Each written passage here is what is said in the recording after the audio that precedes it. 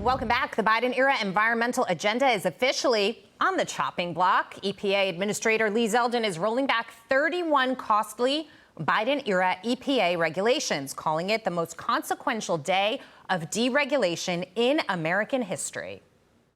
It's going to be easier to purchase a car. It's going to be easier to heat your home.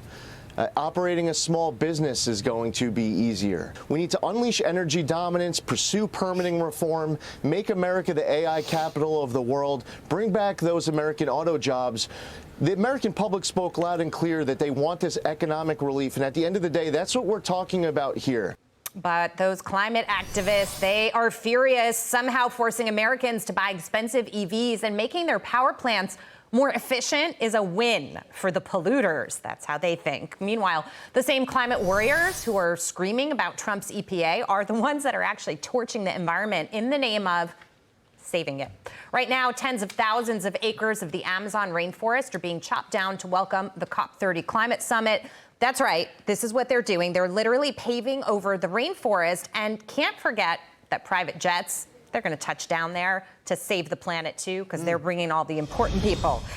Kevin, I want to go to you on this because there's so many different angles. First, of course, there are the regulations, but also let's just start with this hypocrisy, because it also reminds me of the Tesla conversation. You know, EVs and Tesla were all the way up here before Elon Musk aligned with Donald Trump. Now they want to, this narrative flush started them down the toilet. This narrative started last year's COP conference when the head of it, who's the UAE leader, stood up and said, all this stuff is BS. None of this works. The trouble with all of this environmental regulation, not only domestically in the U.S., but in other countries, you can't measure the effect of the billions you're spending. There's no index you can use to say this is effective. And over time, depending on who's in the White House, people start looking at it saying, we're spending billions, and what are we getting exactly for it? Now, there is an index you can look at that was a disaster, and it's called Canada, because it was the only place where they kept carbon tax in place for 9.5 years. It crushed the economy. And you can easily look at it, parity on the Canadian dollar when Trudeau came into power, and now down 41%. And they've replaced him. He got kicked out basically because he bankrupted 25% of the Canadians on this whole carbon agenda. He wiped them out. So you don't want to do that anywhere else. He's the glowing example of how stupid it can be. And they made sure that they tarnished him as the idiot king for it. And so I think it's very hard to drive that in any country now. And we were just talking about inflation, Dagan, over the last 4 years and how much that's impacted, the average American that's out there and why they're suffering. If there is any, true suffering out there right now at the moment, part of this was all this green agenda, crazy Democrat psychotic spending. That's what contributed to what people are feeling out there. That's what took us up to 9%. And so now you've got a situation where you've got somebody like Lee Zeldin under Donald Trump saying, we've got to straighten out this whole situation and get our priorities straight again. And Lee Zeldin writes in the Wall Street Journal today, the cost of living for Americans, based on what he's doing with these 31 actions, will decrease, and essentials such as buying a car, heating your home, and operating a business will become more affordable.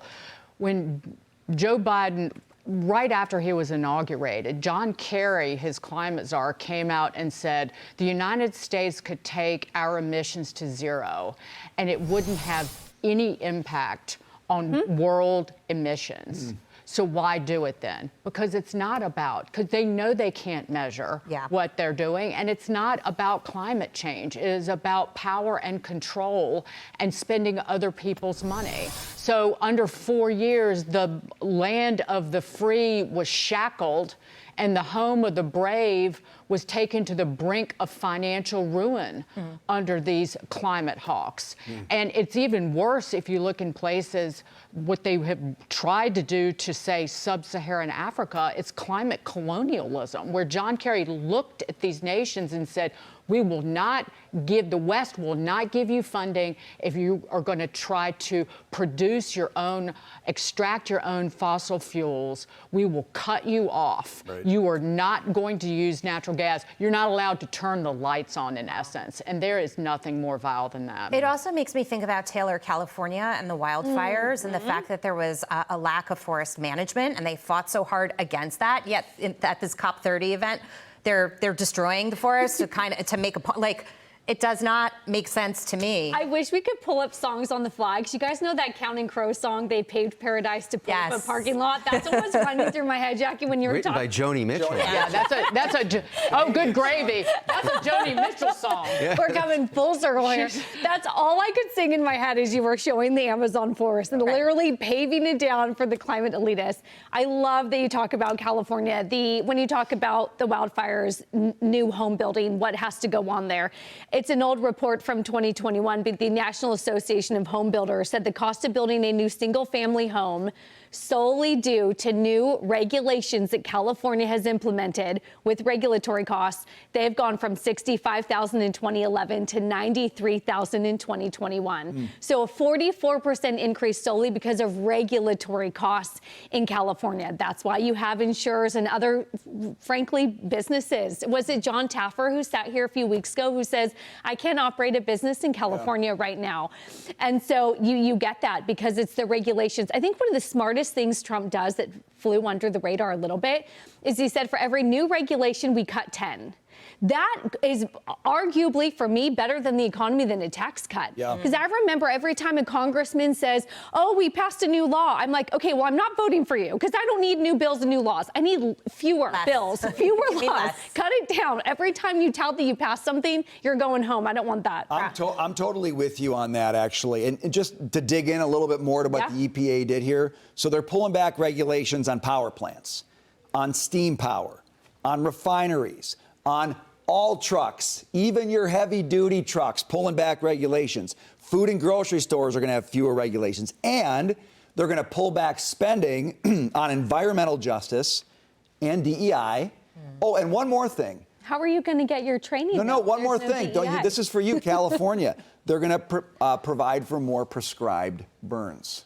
Thank you. To help with the forest fires. Now, what's that going to do, Taylor? To your point, it's going to make your power cheaper. It's going to make your transportation cheaper. It's going to make your food cheaper. These are all inflation-fighting moves happening in the EPA. And the Trump administration is not going to get any credit for it in the financial press, but it's helping, and it's going to help the numbers that we're seeing already with inflation. And it'll get investors to be willing to put money up, $2 billion per kilowatt, to build some power plants. There you go. Couldn't do. Because particularly in Virginia, you can't build anything. You're not allowed to have backup power supplies that are diesel run. So that whole state's out of business in terms of AI. So there's a lot of things changing here that look very interesting. Well, I'm glad you brought up AI because not only are costs going to come down for the consumers, but if we want to be the leader in AI, we want to be the home, the global home of crypto, we've got to have power. Really quickly, one of the arguably the most important thing that Lee Zeldin is doing is reconsidering or trying to roll back the endangerment finding. This is related to the EPA and categorizing greenhouse gases as a pollutant. And so this is the kind of the basis that Obama and Biden used to bypass Congress in regulating everything to do with energy and greenhouse gases, where they have done a end around the legislative body. And if you can change that and end that, it takes away all of that power. It's incredible stuff.